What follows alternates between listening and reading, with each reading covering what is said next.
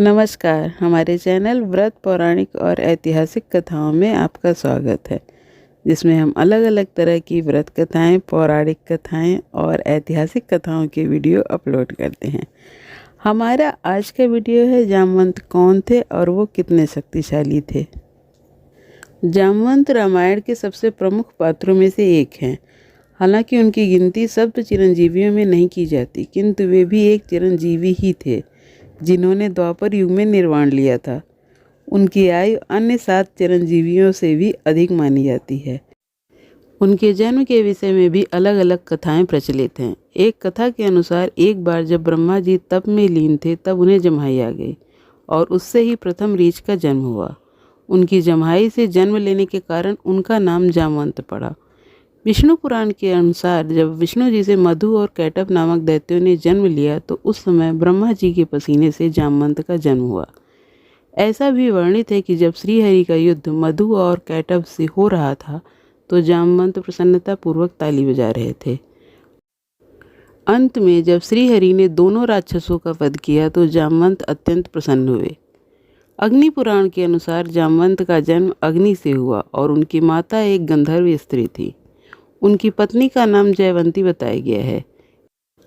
जामवंत की आयु बहुत ही लंबी थी। ऐसा माना जाता है कि श्री राम अवतार के समय जामवंत की आयु 6 मनवंतर से भी अधिक थी। उन्होंने मत्स्य अवतार को छोड़कर कूर्म अवतार से लेकर श्री कृष्ण अवतार तक सभी के दर्शन किए, अर्थात श्रीहरि के 7 अवतारों के समय वे उपस्थित थे। उन्होंने प्रथम देवासुर संग्राम में भी भाग लिया था। उन्हें अत्यंत विद्वान, बुद्धिमान, वेद पाठी और सदा अध्ययन करने वाला बताया गया है। आकार में वे कुंभकर्ण से तनिक ही छोटे थे।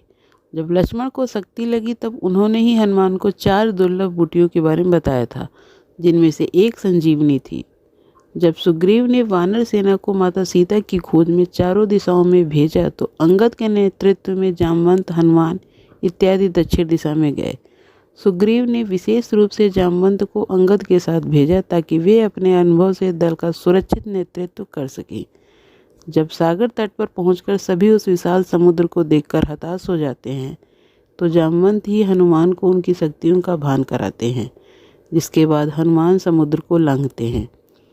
लंका कांड में जामवंत के विषय में अधिक वर्णन दिया गया है।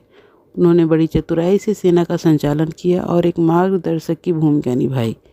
रामचरितमानस के अनुसार उन्होंने युद्ध में यज्ञकूप नामक राक्षस का वध किया था।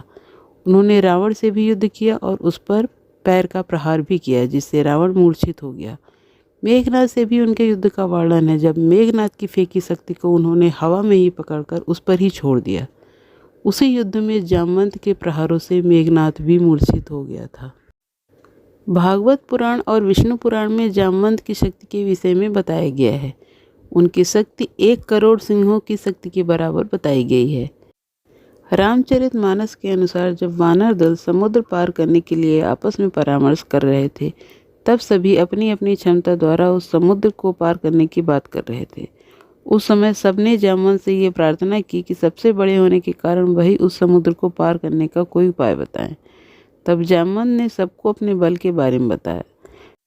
जामवंत ने कहा कि इस समय मैं अत्यंत बूढ़ा हो गया हूँ, फिर भी मैं एक बार में 90 योजन तक जा सकता हूँ।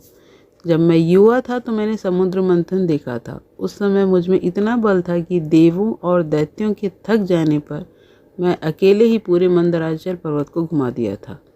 उसे देखकर स्वयं मेरे पिता ब्रह्मा जी ने मेरी प्रशंसा की थी। जब श्रीहरि ने वामन अवतार लिया और दैत्यराज बलि के पास आया, तब मैं वहीं था। जब उन्होंने बलि द्वारा दी गई 3 पग भूमि को नापने के लिए अपना विराट स्वरूप लिया, तब उस समय मैंने केवल 7 क्षणों में भगवान वामन सहित पृथ्वी की 7 परिक्रमा कर डाली। जब मैं परिक्रमा करके वापस लौटा, तब तक भगवान वामन दैत्यराज बलि को पूरी तरह बांध भी नहीं पाए थे। ये सब सुनकर सबने जामवंत से पूछा कि आप इतने शक्तिशाली थे, तो आपका बल क्षीण कैसे हो गया। इस पर जामवंत बताते हैं कि भगवान वामन के पृथ्वी को नापते समय जब मैं अत्यंत तीव्र वेग से उनकी परिक्रमा कर रहा था, तो अंतिम परिक्रमा के समय मेरे पैर के अंगूठे का नाखून महामेरु पर्वत से छू गया, जिससे उसका शिखर खंडित हो गया। इसे मेरु ने अपना अपमान माना और मुझे मेरे बल के क्षीण हो जाने का श्राप दे दिया। जब लंका युद्ध समाप्त हुआ तो श्री राम सबके बल की प्रशंसा कर रहे थे। उस समय जामवंत बड़े निराश होकर श्री राम के पास आए और उनसे कहा कि प्रभु, मैंने तो सोचा था कि युगों बाद मुझे इस युद्ध में आनंद आएगा, किंतु पूरा युद्ध समाप्त हो गया और मेरे शरीर से पसीने की एक बूंद भी नहीं गिरी।